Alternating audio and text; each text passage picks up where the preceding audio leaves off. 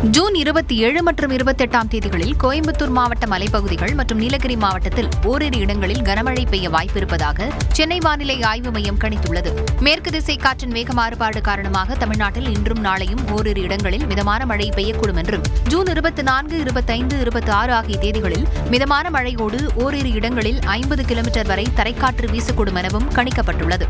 June 27 மற்றும் 28 தேதிகளில் கோயம்புத்தூர் மாவட்ட மலைப்பகுதிகள் மற்றும் நீலகிரி மாவட்டத்தில் ஓரிரு இடங்களில் கனமழை பெய்ய வாய்ப்பிருப்பதாக சென்னை வானிலை ஆய்வு மையம் கணித்துள்ளது.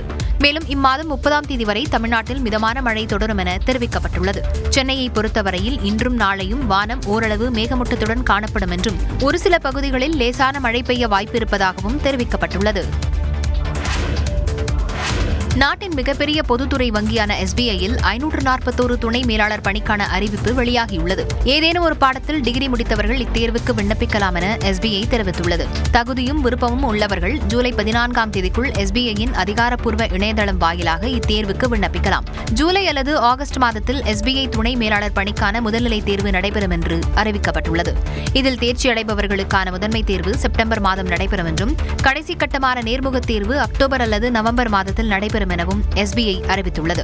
ஆண்டுதோறும் SBI தேர்வுக்கான அறிவிப்பு வெளியாகும் நிலையில் காலி பணியிடங்களின் எண்ணிக்கை தொடர்ந்து குறைந்து வருகிறது. குறிப்பாக கடந்த 2020 ஆண்டு SBIயில் துணை மேலாளர் பணிக்கு 2000 காலியிடங்கள் அறிவிக்கப்பட்ட நிலையில் 5 ஆண்டுகளில் அதன் எண்ணிக்கை 4 மடங்கு குறைந்திருப்பது குறிப்பிடத்தக்கது. நீட் தேர்வில் முறைகேடு செய்து பணம் பெற்றுக் கொண்டு தகுதியற்றவர்களுக்கு அரசு மருத்துவக் கல்லூரியில் சேர்க்கை பெற உதவியதாக மகாராஷ்டிராவைச் சேர்ந்த 2 பேரை CBI அதிகாரிகள் கைது செய்தனர். இளநிலை மருத்துவ படிப்புக்கான நீட் தேர்வு முடிவு கடந்த 14 தேதி வெளியானது. இதற்கிடையே மகாராஷ்டிரா மாநிலம் சோலாப்பூரைச் சேர்ந்த மருத்துவர் சந்தீப் ஜகவர் ஷா நீட் தேர்வில் முறைகேடு செய்து பணம் பெற்றுக் கொண்டு குறைந்த மதிப்பெண் பெற்ற மாணவர்களுக்கும் அரசு மருத்துவக் கல்லூரியில் சேர்க்கை பெற உதவி செய்வதாக CBIக்கு ரகசிய தகவல் கிடைத்தது. அதன் அடிப்படையில் கடந்த 9 தேதி CBI அதிகாரிகள் இருவர் மாணவர்களின் பெற்றோர் போன்று மருத்துவர் சந்தீப் ஜகவர் ஷாவை அணுகியுள்ளனர். அப்போது நீட் தேர்வு முடிவு வெளியாவதற்கு 6 மணி நேரத்திற்கு முன்பு தேர்வு மதிப்பெண்ணை மாற்றம் செய்து தருவதாகவும், இதற்கு 90 லட்சம் ரூபாய் கொடுக்க வேண்டும் என்றும் சந்தீப் ஜகவர் ஷா தெரிவித்ததாக கூறப்படுகிறது. அதைத் தொடர்ந்து சந்தீப் ஜகவர் ஷாவை CBI அதிகாரிகள் கைது செய்தனர். இந்த மோசடிக்கு உதவியதாக நபி மும்பையைச் சேர்ந்த சலீம் பட்டேலும் கைது செய்யப்பட்டார். இந்த மோசடியில் தேசிய தகுதி மற்றும் நுழைவுத் தேர்வு முகமை அதிகாரிகளுக்கு தொடர்பு இல்லை என்றும் CBI விளக்கம் அளித்துள்ளது.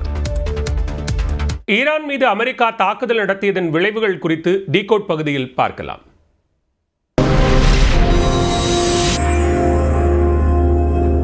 Decode, the world unfiltered.